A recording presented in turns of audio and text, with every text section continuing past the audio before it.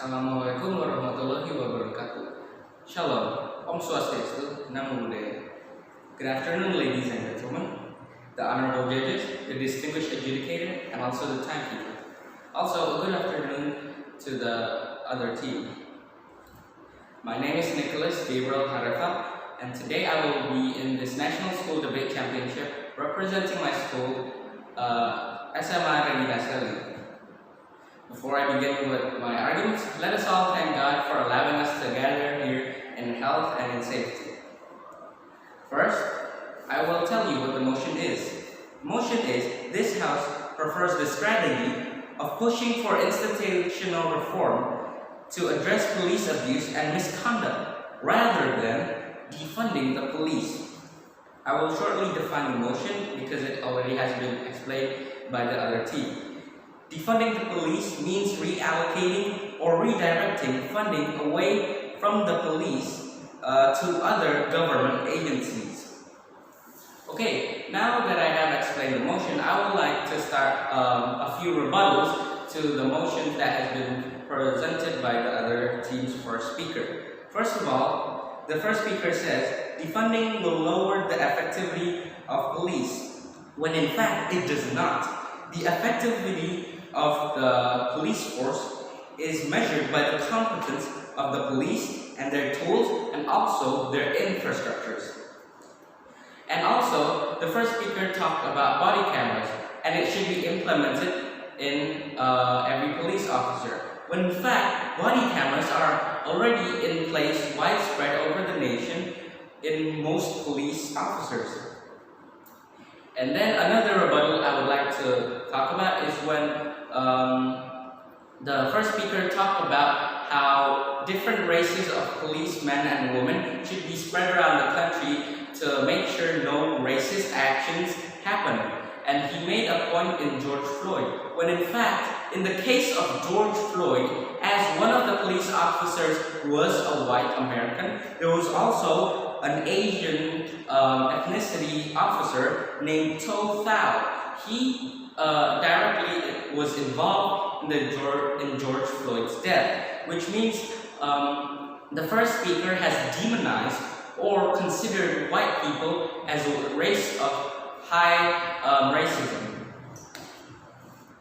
And another rebuttal I would like to make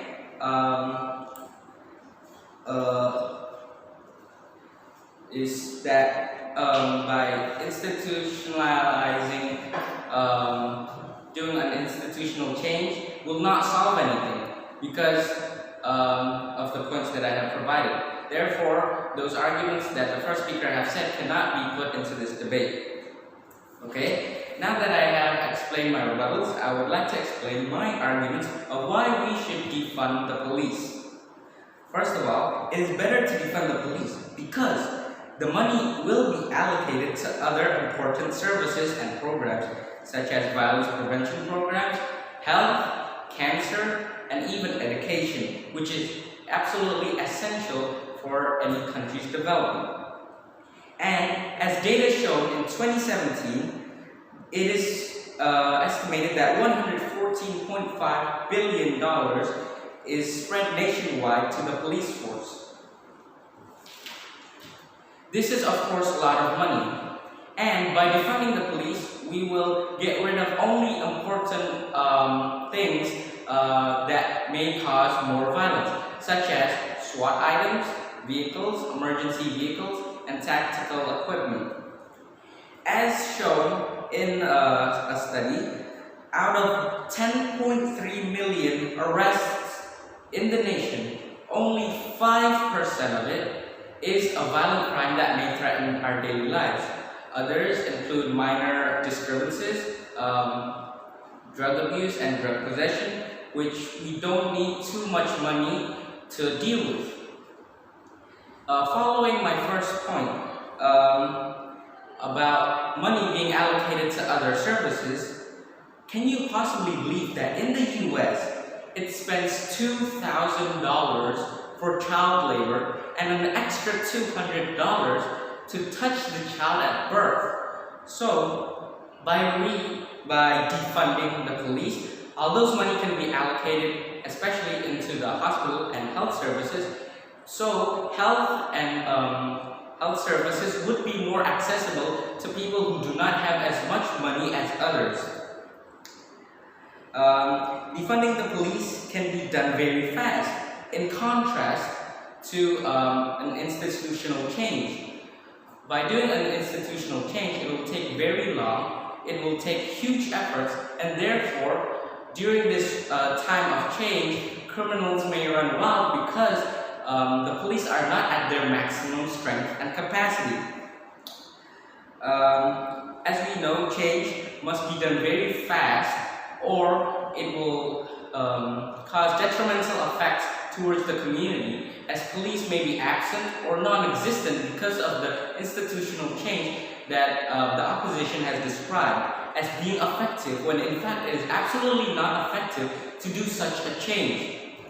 As we know, the police system has already put measures in place to make sure violent actions and misconduct is not to happen.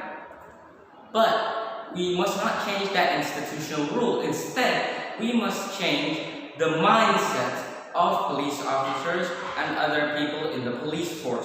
Therefore, we can prevent many violent actions that are related to racism and sexism, which often happens in this world.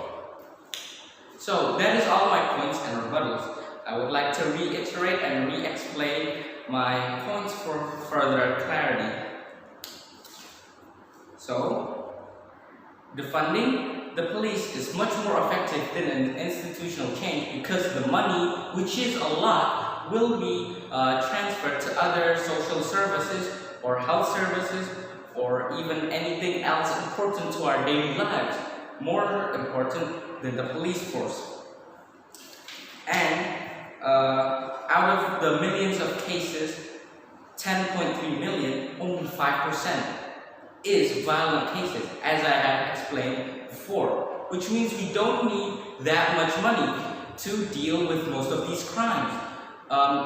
Therefore, defunding the police will be much more effective, because the money that is overly spent on maybe firearms and defense systems, defense measures, and also other things will be more allocated to other things that I have explained earlier, health and so on and so forth. So, as a conclusion, an institutional change will not be effective at all, while defunding will be the most effective measure of police, the most effective measure to make sure no violence ever happens again. That will be all for me. I hope you have understand. This is why my side is very proud to not agree with the motion right now. Thank you. That will be all.